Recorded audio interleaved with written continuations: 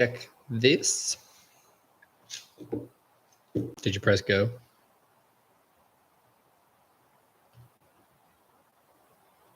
There we go. All right. Looks Live? good. Yes, sir. All right, about to start recording. You ready? Yes, sir. All right, let's go. All right. Welcome back to Split Decision. This week, we're talking UFC Vegas 103 and a little bit more. Obviously, those are just our picks at the end and some bets after that. Pick your own picks. So this week, we're talking UFC Fight Night, Manel Kape versus Asu Almabayev, flyweight contenders hunting for a title shot. This one Title shot implications in a division that always needs new title shot contenders. Absolutely. You have a co-main of Cody Brundage, Julian Marquez. We're going to break down. A weak co-main, I'm going to be honest. Yeah, this is not one I expected, but one I do expect to be maybe shifted around by Saturday. We'll see. Let's talk the full main card, as always. 6-fight main card. At the bottom, Danny Barlow versus Sam Patterson. What you got to say about the welterweights? Barlow, the left hand to God. Danny, left hand to God. Barlow, 9-0 in his career. He's a 2-0 UFC record with a KO. Seems to be a guy that, you know, has a great left hand, as his nickname says. His last fight was a split decision win. He has big power. Yep. And he's taking on another guy that's relatively inexperienced in the UFC. That's Sam Patterson, the future. He's British. 12 wins, 2 losses, 1 draw in his career with a 2-1 UFC record. His 2 wins, though, by submission, his 1 loss by KO. So he's been in the UFC. Seems to be action-packed fights that don't go to the scorecard. His last fight was a round 1 submission win. Lost his first UFC fight. Is 1-2 in a row. Mm-hmm. So 2 guys that are on 2-fight win streaks in the UFC. One guy seems to be a big power guy, big stand-up guy in Barlow. Right. Patterson, although he has power, he has some knockouts in his career, seems to be a guy whose best chance or best game plan to win is on the ground. Right. So Patterson, to talk about him a little bit, he's obviously got the ground advantage. He's got 7 career subs. I believe you said that. Yes. Barlow only has the 1, which shows that he is at least capable. But he's also never been subbed, which shows you at least maybe he's capable. He's capable. But not much to say. He's only had 9 career fights. In that time, he hasn't really been tested on the ground. We've seen Sam Patterson fold twice to power. So if we have that true left hand to God type of power that Danny Barlow says, I think we could see a 10-0 Danny Barlow by KO. I agree with you, night. actually. I think KO. I think he's going to live up to the name. Left hand to God is going to knock out the future. I think Barlow moves to 10-0. He's going to be an exciting prospect. He'll What move to round 3-0 would in the you UFC. say? That's an What interesting round? one, right? If he knocks Sam Patterson out, what round is he knocking him out? I'm going to say they stalemate first round. He gets a second round KO of Sam Patterson. That's my I agree with that, and that's my absolute favorite round to pick a KO in. I don't know why. It's just a safe round. It's like you're not picking anything.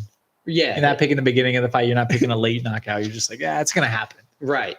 Let's go on to Law the next of fight. averages. The featherweights, Hyder Amil, the Hurricane, taking on the Jaguar, William Gomis. Another undefeated fighter in Amil, Hyder Amil, although he's undefeated in the UFC, not a lot of UFC experience. He's 10-0, 2-0 in the UFC, but with 2 big KOs in the UFC, including his last fight, a round 1 KO. But he's also taken on the Frenchman, Gomis, the Jaguar, Gomis, also undefeated in the UFC, that is, 4-0, 14-2 overall. He has some nice power. 12 straight wins overall. I really like this fight. I think this fight, although both guys relatively inexperienced, but they do have 6 career UFC fights, 6-0. I think this has potential to be the sneaky best fight of the card. I can see that happen. It's an exciting fight, I think. You got Hyder Amil, who's got, an aggressive offense, who throws, not constant strikes, but both guys a barrage of strikes when he chooses to throw them. And William Gomis, who has great defense. It's a big question. Is Gomis going to be able to dictate the pace with the defense, or is Amil going to be able to offset and kind of disrupt Gomis' defense by that kind of aggressive and both guys output? prefer the stand-up fight. So it's going to be one, I think, it's going to be a very technical fight. As you said, it's going to be one guy looking barrage him with a lot of strikes, one guy looking for great defense and good counter strikes and Gomis. How do you see the fight going? Honestly, on this one, I think Gomis has more UFC experience. I mean, I know he has more UFC experience. He's a little bit more seasoned there. Even though, he's not undefeated, he comes in here with a couple blemishes on his record. I think his superior defense, footwork, I think he's going to be able to control the tempo, and I'm going to have William Gomis by decision. Yeah, you say he has 2 blemishes on his record. That was a long time ago. Right. He started his career 2-2 and has won 12 straight. Correct. 4-0 in the UFC, as we said. I actually agree with you. I was leaning towards Amil at first. I'm going to go with the Frenchman. I'm going to go with Gomis, my half countryman, I guess you could say. There you go. I think Gomis, with his experience, although Amil is undefeated and he's looked good in his UFC career, I think Gomis, with a little bit of more UFC experience, is going to get the win. I think this might be a decision fight, though. I agree. I think Gomis by decision, but I also like the 7-year age advantage for Gomis and the 3-inch reach advantage. And being a southpaw advantage, he's 7 years younger. Right. Being a southpaw, I think all 3 of those categories kind of line up for him to take the O from Amil, the Hurricane. So I think we both agree on the first 2. Let's see about the third one, Alex. We got Austen Lane, the American, 13-5 with 1 no contest, 1 win, 2 losses, 1 no contest in the UFC. Finally, in his last fight, got his first career UFC win, and he's taking on another undefeated guy with not a lot of experience, but still the undefeated record, making his UFC debut, the 9-0 Mario Pinto from Portugal. Seems to be a big power guy. His last fight was a round 1 KO. He's taking on Austen Lane, who is a power guy too, but he's also susceptible to other big power guys, as we've seen when he fought Junior Tafa. Right. Or Justin, I forget which one it is. Whichever Tafa, he poked him in the eye and then died. And then fought him 6 months later and got KO'd. Yeah. So we've only got one fight of Pinto to actually see, right? He's got the 1-round knockout in the Contender Series. Austen Lane, we've seen be knocked out 5 times. All of his losses are knockouts. That's kind of tough. He had his first career decision win or decision fight, period. And It was a win in his last fight, which was his first UFC fight. He was a guy, former NFL player. He kind of had a lot of hype coming in because he's a good athlete. Robles Spain's 40 years old. Who is? Robles Spain, who Austen Lane just won over. He's 36. So maybe, that's not that bad. Never mind. Austen Lane, former NFL player, good athlete. So there was a lot of hype coming in. Slow UFC start. He finally got his first win, as we've said probably 3 times now. Can he Did he just get his first? He just got his first and decision win. Wow, that's crazy. Can he build off of that? And can he prove he belongs in the UFC? Or is he just an athletic guy that made it this far but can't make the next level? Dude, because he's taking on a good young prospect. Vegas on this one has -500 odds for Mario Pinto. I think this is the biggest on the main card. The main card, which is crazy for a guy making his UFC debut to be the biggest favorite. Yeah, coming off the Contender Series hot. He's going to have to stop Austen Lane, who's been knocked out 5 times, like we've also said multiple times. I got to go with Mario Pinto by first-round knockout. I think he's going to come out like he did in the Contender Series, coming out swanging, and he's going to knock Austen Lane out and give us another clip. I agree with you. I got Pinto. He's 11 years younger. I think he's going to come in, rush Austen Lane. Hopefully he's a little rushes him, but smartly rushes him. Right. I think it's going to be a first-round KO. Mario Pinto, Austen Lane. We might not see the nail in the coffin for Austen Lane. I don't know if it is, but we might not see him for a while. Or hear me out. Does Austen Lane just fight the other Tafa next? No, bring Greg Hardy back and let them fight. Oh, there you go. All right, let's go to the lightweights now.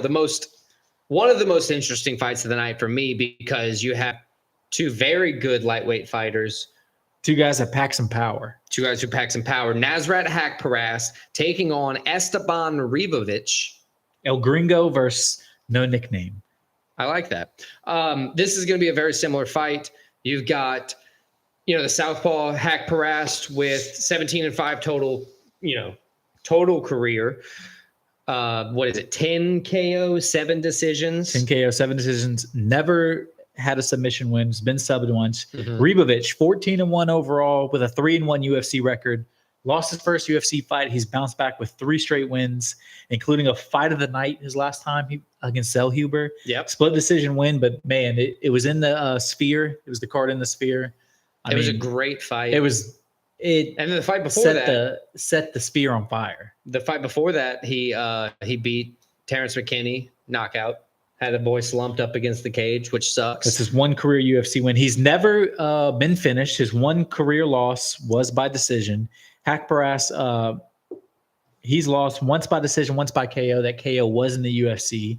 Haqparast, his last fight, split decision win over Jerry Gordon, but he's won 4 straight. So he's now 9-4 in the UFC after a 5-4 start. So he's putting some respect on his own name, where it's like he keeps winning like this. If he gets a win against Ribovics, like he's got to be looked at as a ranked guy. He's got to be looked at as a trying to climb the ladder guy. I agree. On the other hand, Ribovics, in my opinion, has been very poised. You know, like you said, he had his loss, and then he's won how many straight? He's won 3 straight after his first career. 3 straight. His first UFC fight was a loss and 3 straight wins. Right. So he's rebounded well. He's been poised. And he puts on a show. He knocked out Terrence McKinney. He had a fantastic fight with Zellhuber. And if I had to bet, I'm a betting man. I'd have to bet that Sal D'Amato was on the wrong end of that split decision. It was a close fight. But if I had to guess, is all I'm saying. Ribovics puts on a show. He's poised under pressure. He knows how to, attack when he needs to attack, as does Haqparast. But I think Ribovics holds the edge. Fun fact, I'm always a guy to talk about the reach and everything.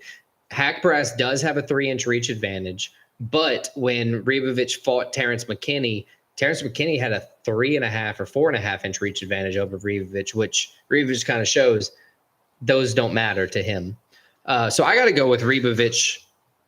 I don't know how this fight's going to end, but it could be a crazy clash. I think it's probably going to be a very interesting decision fight for Esteban Ribovics. I really like both of these guys. I think both of these guys are exciting. They're beyond prospects at this point because they're legitimate UFC fighters. I got Ribovics beating Haqparast. I think Ribovics is one for the future. I think he's a couple fights away from being in that rank contention and being in that, top 10, top 5 contention in the division. I got Ribovics coming in. I agree with you, though, where it's probably going to be a decision win, but it's going to be like his last fight against Zellhuber, a very entertaining back and forth decision win. I think we both agree on the first 4 fights. I think it's that. All right, let's go to the next one. In the middleweight division, Cody Brundage taking on Julian Marquez. That was a weird way to say Marquez. Very rare you see a co-main event where both guys have under 500, under 50% winning percentage in the UFC. Yeah, this is a strange co-main for sure. Cody Brundage, 10 wins, 6 losses, no contest. Career in the UFC is 4 wins, 5 losses, and a no contest. 4 combined wins in their last 10 fights. That's a crazy stat. Julian for Marquez, a event. 3-4 in the UFC, 9-5 overall. He's lost 3 straight. He at one point, he looked like he was 3-1 in the UFC. He had a couple good knockouts where it was like, oh wow, a couple good submissions. He's like, man, this guy is really climbing. And then he's been knocked out 3 straight times. It all started with RoboCop. RoboCop knocked him out once, and then since then, And the thing is, I've looked at his record. He got knocked out, took a year off, came back, got knocked out, took a little over a year off, like 13 months off, then got knocked out again. So at this point, it's like, I don't know. Brundage, but like we said, Brundage hasn't had the best run lately either. They also have similar. It's kind of it's a similar fight. You have 2 guys with similar skill sets. Both orthodox. Both guys prefer the ground but have power. Right. So you're gonna get knockouts. You're gonna get sub attempts. You're gonna get different things out of each of them. But they, like you just said, they've had kind of bad runs of it in the UFC. I don't really know how this one's gonna pan out, because of how rocky, we've seen highlights from both of them, but we've also seen them come out and be like, what the fuck is this? Yeah. So I lean with, Julian Marquez because he's, while both have the ability, I think Marquez has a little bit more power and Brundage is a little bit more open. I'm going to go opposite of you. I think Brundage, because Brundage, in my opinion, he's shown more power. He has 2 UFC KOs. And as we've said, Marquez has lost 3 straight times, all 3 by KOs. He's never lost 4 straight, though. He's never lost 4 straight. You're right. But yeah, I think Brundage is going to come in. I think the ground games are going to kind of stalemate. It's going to be more of a stand-up fight just because both guys will know the other guy is pretty good on the ground. Right. I got Brundage coming in. I'm going to have Brundage by a 3rd round KO. 3rd round KO. All right. He's going to wear him out a little bit, then KO Julian Marquez. So I think the first fight, the co-main, is the first one we disagree on. Yep, you're right, sir. All right, next up, the main event, flyweights, Manel Kape taking on Asu Almabayev. You got Manel Kape. I was a big Manel Kape fan, but man, he kind of lost me when he got dominated by what's that guy not in the UFC anymore? Muhammad Makayev. Exactly him. He got dominated. And it wasn't that he got dominated, it's that he kind of they were talking so much shit before. And it was like such a lackluster fight. Yeah. Yeah. He showed, though, in that fight that he does have so Muhammad Makayev is the kind of guy that's going to attack relentlessly. He wasn't ever going to give up. He was going to keep shooting the takedowns, and that's what he did. He held him against the cage. They got broken up. He held him against the cage, took him down. They got broken up, and it just happened over and over and over again, which is why Manel Kape got dominated in that fight. He did bounce back with a win, and he's won 5 out of 6. His only loss was that Makayev loss. The good thing for us in this case is he's fighting Asu Almabayev, the wrestler with 50% takedown accuracy, shooting 5 takedowns a match over, a 14 or how many fight win streak? 17 fight win streak. So 4-0 in the UFC. Asu Almabayev's kind of the Kazakhstan killer right now. He's the dude that the Manel Kape should be scared of if Muhammad Makayev was able to take him down that much. You got to sure up you're wrestling a whole bunch. Yeah, I think it's in that gap there, right? It's going to be a fight where if Kape's going to have to catch Almabayev either early or like in between the round when. And this is also a main event, so it's going to be 5 rounds. Asu Almabayev's never been out there for 5 rounds. Kape maybe once. That's a good thing for Almabayev because he can stretch his gas tank. He's got a diverse wrestling background. He can take you down. He likes the ground and pound. He doesn't have as much reach, but that's never mattered to him. Yeah. Because he's utilized, he's 21-2 in his career, 9 submission victories with 9 decisions. And a lot of those decisions were dominant. Yeah. Him just doing what he wants. Wrestling you and you can't do anything. So I got to go with an Asu Almabayev win. Probably I'm going to say by submission. I'm going to say Asu Almabayev catches Manel Kape. He gets him frustrated through 5 rounds. He softens him up because he knows he has time to work with. And boom, he's going to catch him. I agree with you that Almabayev gets the win. I'm going to say round 3 submission. I'm going to put that out there. But I think it's going to be pretty much like the Makayev fight where it's going to be a little bit of a boring main event. Like a wrestle-fuck fight? Wrestle-fuck fight. Almabayev's going to grab him. He's going to hold him. Manel Kape's not going to do too much. Neither guy's really going to do too much in terms of damage. Yeah. But I got Almabayev getting the victory, moving to 5-0 in the UFC. Okay. So we agree on 5 out of the 6. So it's going to come down to Brundage Marquez. That's a terrible way to come I know. Both of us are putting our week on. Right. All right. Let's 2 guys that don't have a lot of confidence. Before we bring our picks to the table and talk about bets and everything, let's just recap our picks real quick with how they're going to happen on the 6 main card fights. Yeah, so I'll start at the opener. I got Barlow, Gomis, Pinto, Ribovics, Brundage, Almabayev. Cool. I got Danny Barlow with a round 2 KO, Gomis by decision, Pinto with a round 1 KO, Ribovics by decision, Julian Marquez by decision, and Asu Almabayev with a sub in round 3. Okay, right. So now let's do pick your own picks, Alex. I think we each brought 4. I'm staying on the same subject. I like the fights on the card this week. So you're doing 4 UFC? Yes, sir. I'm doing 4 soccer, so I'm doing the exact opposite of you. Cool. Talk your soccer first. I'm going to grab a drink because I'm going to die if I keep coughing real quick. Okay, my soccer. Arsenal not I'm playing back. this weekend. Arsenal play tomorrow, but no play on the weekend. So we're not going to go England. We're going to go 1 German, 2 Spanish, 1 French soccer game. And we're going to start in Germany Friday, the 28th. Stuttgart hosts Bayern Munich. Stuttgart 7th Bundesliga. Bayern Munich 1st. They met earlier in the year. Bayern Munich won 4-0. I think it's more of the same. I got Bayern Munich in that one. Cool. Then we're going to go to Spain. We got Real Betis, who's in 7th in La Liga, hosting Real Madrid, who is tied for 1st, but technically in 2nd on goal differential in La Liga. You got to explain corners to me one day. Not now, but one day. Okay, we'll explain it. They met early in the year. Real Madrid won 2-0. Again, more of the same. I got Real Madrid over Real Betis. And we're going to stay in Spain. We got Atletico Madrid, currently in 3rd place, but 1 point behind both Barcelona and Real Madrid in La Liga. Taking on Athletic Club Bilbao. 4th place. That's a mouthful. Well, it's really Athletic Club, and then Bilbao is just the Bilbao's the place. Yes. See, I'm getting smarter. They're 4th place. They met early in the year. 1-0 Atletico Madrid won. Atletico Madrid's at home.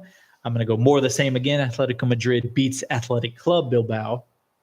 And then my last one is going to be my guest pick from my beautiful fiance, soon-to-be wife, Clara. Shout out, Clara. And this game is in France. It's in Paris, in fact.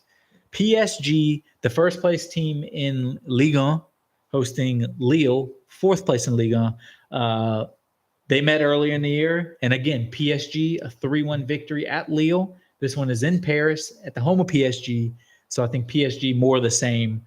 Give me PSG. Hell yeah. Great pick from my beautiful fiance, soon-to-be wife, Clara. How'd that Super Bowl with the Chiefs go for her, though? That was bad. All right. That was a bad one. Just trying to humble her. But hey, that was one of those. We said it. We had the same philosophy. You pick the Chiefs until they screw you, and I'm still going to pick them. Yeah. Until next season, if they go like They 0-5. still won, what, 18 out of 20 games or something? Like 17 out of 20? They just lost 2 in the season. So whatever. Anyway, I'm going to get back on the UFC train. I'm going to pick for the prelims from UFC Vegas 103. Number 1, I'm going Montana De La Rosa versus Luana Carolina. So big points here. De La Rosa rebounded with a split decision to stop her 3-fight losing streak skid.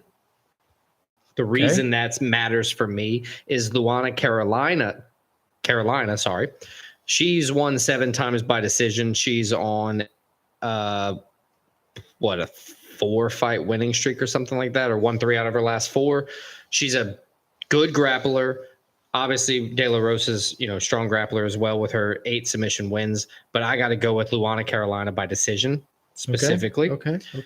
After that, I'm going with Danny Silva versus Lucas Almeida. That fight's good for me because Lucas Almeida has had this crazy hype and he just hasn't been able to pull it off in the UFC so far. So I'm going against him with the 9-1 Danny Silva, probably to win the fight by decision because outside of his knockout power, he's only won fights by decision. So that's where I'm going to lean with that. 2 more. I'm going with Douglas Silva de Andrade versus John Castaneda. You got the old man, 39-year-old with 20 KOs taking on the 33-year-old with 8 KOs. So in my mind, I'm only going to see power versus power, although both guys can, they have subs. Mix it up a little bit. Right. They have subs in their careers as well. I think Andrade is going to get the old man win over the young guy with a KO over John Castaneda in round 2. And then fighter that came on, 4 or 5 fights ago, Chepe Mariscal is taking on Ricardo Ramos in the final fight of the prelims. That fight deserves to be the co-main more than the other one. That's why I wanted to talk about it more. Ramos won a split decision over Josh Coulibaly, but he's lost 3 out of 4 prior to that. He's 8-5 in the UFC, where Mariscal's on a 7-fight win streak with all 4, or with also obviously he's 4-0 in the UFC now.